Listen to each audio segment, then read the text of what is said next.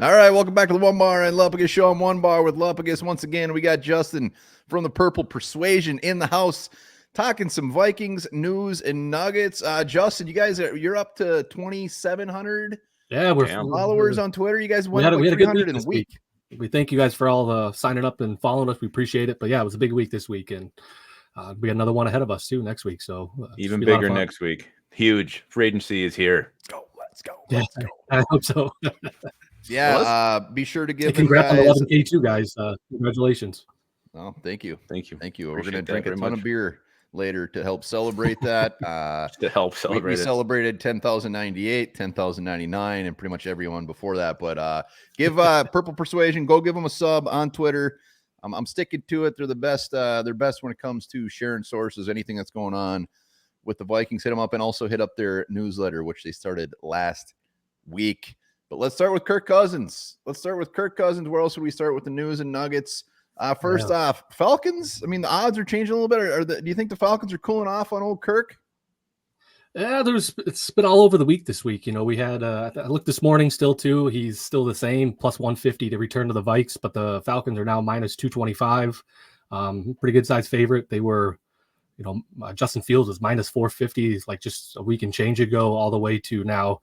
Kirk is the favorite to be in the in an Atlanta uniform. So that was pretty much the big news for the past 10 days here.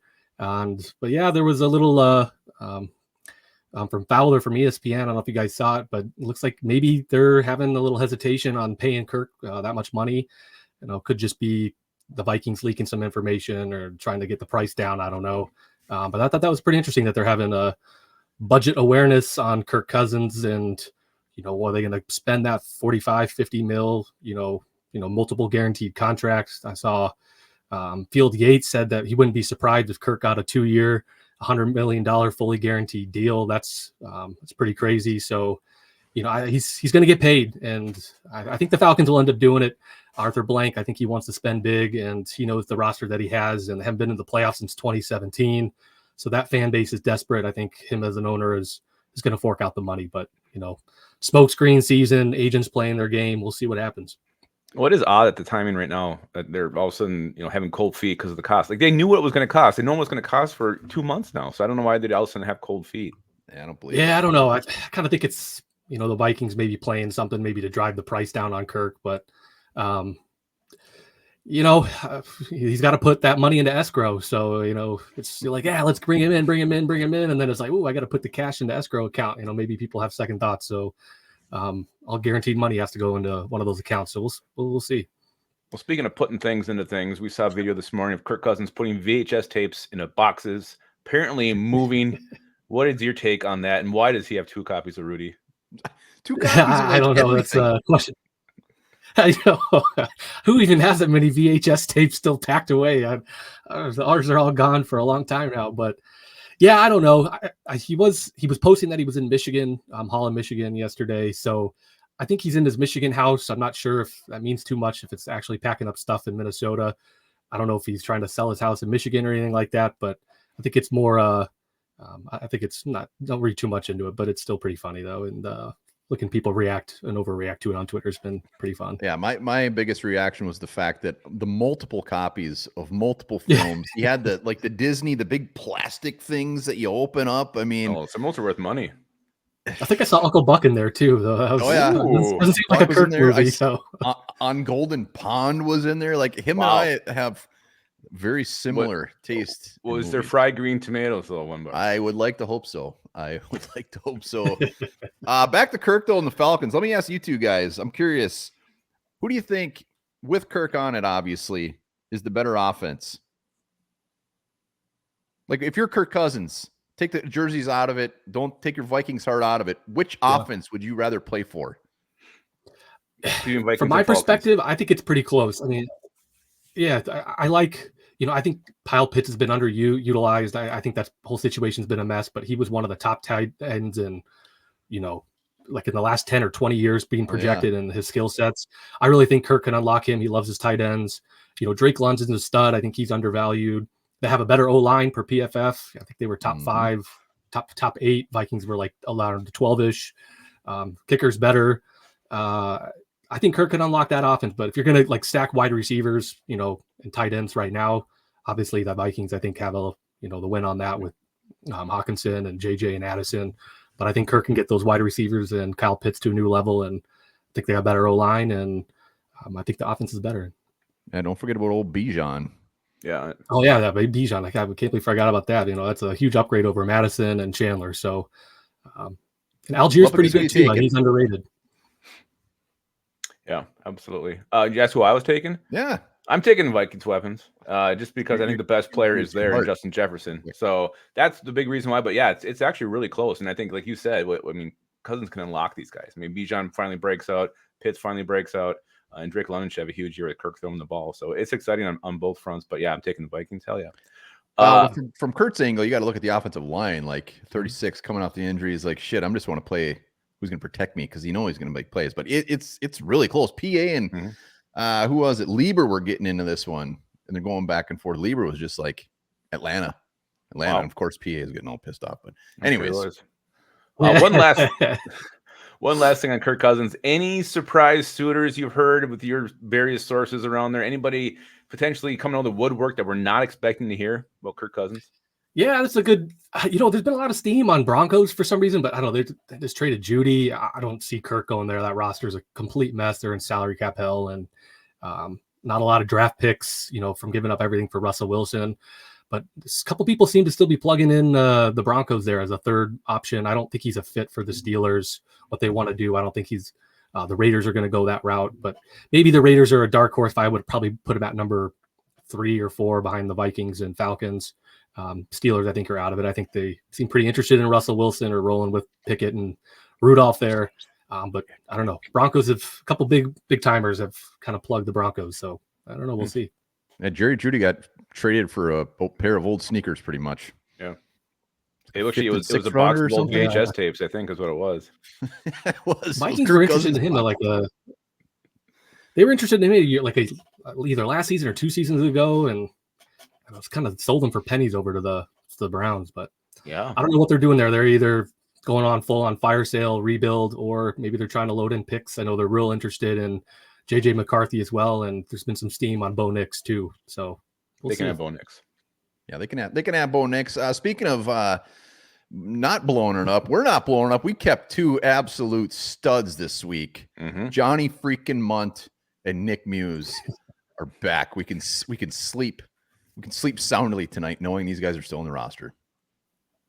Yeah, I think it's kind of a tell that Hawkinson's probably not going to be ready, in my opinion. There was already a lot of prominent sources saying that he's most likely going to start the season on the PUP list and miss at least the first 4 games.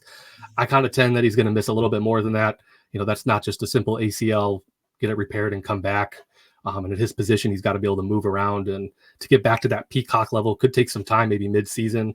But we'll see where he's at, come training camp time. But Muse re-signed cheap. I think he re-signed a 1-year deal back in 2022 or 2023, and was like $850 million. So he probably won't even count towards the 53 or the ones towards the salary cap there. And Johnny Munt, the 3rd best tight end in the league. I think KOC's loved him. 2.5 million. He made some pretty clutch catches there towards the end of the season. So I think he's going to get a lot of run with Oliver to start the season. Do you think we're done at tight end, or is maybe a late draft pick, or what do you think? Yeah, there's I don't know who it was. Tony Pauline.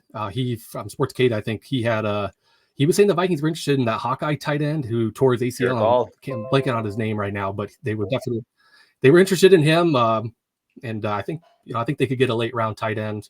And those Iowa tight ends, they seem just to breed stars. So I'm all about that if it's a 5th or later on that one. So training camp, free agency this week, Monday. The Vikings, like we just said, they've made a few signings. Do you think they got one more up their sleeve before it starts, like a Reisner, Brandon Powell? You think they're just going to wait till free agency? Yeah, I think maybe something could happen tonight, tomorrow. Probably not a splashy or big time move. Doogie, I think, reported that the Vikings were very interested in Reisner, and Reisner's interested in returning. I think they could upgrade both guard positions, but I don't think they're going to be able to fix it all in one season. So I kind of lean towards Reisner probably being back on what type of deal and money we'll see. He's probably looking for maybe some more kind of a 2-year deal, possibly, or 3. You know, he's signed a 1-year deal with us last offseason, and sounds like he wants a little bit more stability. He's been on PA show a couple times, so we'll see what that happens. Powell I saw today on Viking Central that they're interested in bringing Powell back. I think they absolutely should. KOC's already reported why, you know, he's already raved about him multiple times last season. He's made some clutch catches. It just seems like when he throws in the ball, it's a first down or it's a huge play, 2-point conversion or a touchdown. So I hope they bring him back, you know, get some wide receiver 3-4, you know, type role, and, you know, something super cheap too. So I'd expect probably both of them to be back and maybe happen tomorrow. What about some maybe moves to free up some more cap space? Dean Lowry, Harrison Smith, anything on that front you think will happen before Monday? Yeah, I think Dean Lowry's gone. It's not a huge savings. If they need it, they'll probably do it. It was, I think, like $3 million or something like that. Maybe it was up to 6. They're all kind of blending all the numbers in my head. But yeah, I think he's probably gone. He underperformed, and I think kind of was worthless, to say the least, last season. And Smith is definitely not coming back on his contract. And it sounds like he doesn't want to retire too. So that's going to be interesting. Is Smith going to, you know, is he willing to take another cheaper deal? And I think if he doesn't, he's going to get cut. And I wouldn't be surprised if he ends up with Mike Zimmer in Dallas. Mm-hmm. Yeah, what the hell is Dean Lowry still doing on the roster? Like, what could they possibly be waiting for? The Kirk Cousins got to fall first. Well, I don't know. Cousins said he was worthless, absolutely worthless. That was a pretty blunt, but that's about the best way I could put it. Poor Dean. Hope he's not watching. If you look at his PFF grades; they were pretty bad. Oh, yeah, Dean's one of our most loyal viewers, I'm sure. All right, let's go to Daniil Hunter. Daniil Hunter, Ben Gosling, I believe, was reporting that he's pretty much gonzo. He's going to get, what, 26+ million a year? Yeah, those were from 2 different sources or thing, but PA was on PA show on Tuesday this past week. Gosling was, and he usually doesn't put out stuff that's smoke screens. Usually if he reports something or he puts a stamp on something, he feels pretty confident with it. Been following him for a long time. And PA asked him a question. He's like, is he gone on Monday? And he was just like, yeah, he's not coming back, pretty much. I'm paraphrasing a little bit, but he was pretty direct with his answer there that it's unlikely that Hunter returns. And I think somebody from ESPN, I think it was Fowler too, that was saying that he's going to get upwards of possibly 26 million is what he's projected. And the Vikings just aren't going to go to that level for Hunter at his age. And I think it may be 20 million. I think 22 might be the max the Vikings would pay on him. But I think Hunter's already took that cheap deal, and he's going to get that last big payday. And I think he's going to go wherever the money is. Okay. So maybe the Vikings won't give 26 million to Daniil Hunter, but will they give 26 million to Christian Wilkins? What's your thought there? That name keeps floating around. Let's go. Oh, that's the one big splash free agency signing. I hope they do. And Alex Lewis today put out an article that said the Vikings are really interested in pursuing Wilkins. You know, whether they win that battle of how much money, you know, I don't think the Vikings are going to overpay for any of these free agent players. You know, Kwesi seems to be pretty budget conscious and salary cap friendly with things, but I do think they're going to absolutely inquire, and I think they would push a little bit of their top scale for what they would pay him. But he's going to be one of the prized possessions outside of Chris Jones if they don't end up the Chiefs don't end up re-signing him. Yeah, we might have Andre Carter and Patty Jones as our edge rushers, but we'll have Christian Wilkins in the middle of our defense, baby. Hell yeah. I think we need some interior play. Let's talk quarterback. Sam Darnold, Jacoby Brissett. There's been a couple little nuggets out there on Twitter about these two guys, which I find mildly disgusting. But there's a chance. There's a chance. Yeah, I think most of the fan base probably be pretty disappointed if either of them are the bridge quarterbacks. They're gonna bring some bridge in once Kirk leaves, and they have to have some kind of insurance that the rookie isn't ready by season's end or if something happens. So expect them to get one of those quarterbacks. You know, they're not going to be splashy. It's, you know, people are going to get all riled up. Oh, is he going to start week 1? And we'll have that debate for several months before the season starts. But yeah, I think, you know, Darnold's intriguing. You know, he's never really had a good supporting cast. He kind of, you know, sat under Shanahan. Maybe he learned a few things. You know, he's never really had any good weapons to throw to. So if they have to play a game or two, I think I'd be okay with that. Brissett, that just grosses me out. It's like Dean Lowry at quarterback. I agree. Yeah. He is the Dean Lowry of quarterbacks. Yuck. Yeah, I'm not real excited about that one, but cheap and could help mentor the rookie if needed. One I'm really curious about, not so much Vikings wise, even though his name has popped up a few times, is Baker Mayfield. Like, what this dude is going to get paid, because his projections are all over the place. You see him like 25 million a year, all the way up to like the mid 30s. It's like, I want to see where that guy lands and for how much. Yeah, I'd be real shocked if they signed Mike Evans to a contract extension. I'd be pretty shocked if they let, Baker Mayfield walk. I think he's pretty underrated in my opinion. I think he did some great things last year for them. And I think it's a long shot he's coming here. I don't see why they would dump Kirk, and I think Baker's going to get at least 35 mil. I think I wouldn't be shocked if he got 40 or a little bit more. That just seems what the market is. He's better than Daniel Jones, and he's making 45. So I'd be pretty shocked if he left. He might test it and see what's out there. He's definitely the second guy out there, and Kirk's number one. So if Kirk's going to go first, and probably Baker's probably the next guy on the list for quarterbacks. And I'd be pretty shocked if he left the Tampa Bay Bucks, but I don't think he's coming here. He's too much money, and I think he wants some guarantees into the future and a couple of years, at least 2-3 year extension. So I don't think the Vikings want to go that far. All right. Once again, we got Justin from the Purple Persuasion. Links are down in the description. Give him a sub. Sign up for that newsletter. It's fantastic. Let's end on a little draft note. Drake May, Lupagus? Yeah, what you guys thought on Drake May? I mean, there was rumors that the Vikings adore him. Any heat there? You think that's actually true? And, everything we read about a rookie quarterback, hell, even a free agent, everybody's a perfect fit for KOC systems. Is that just some generic talk that everybody throws around?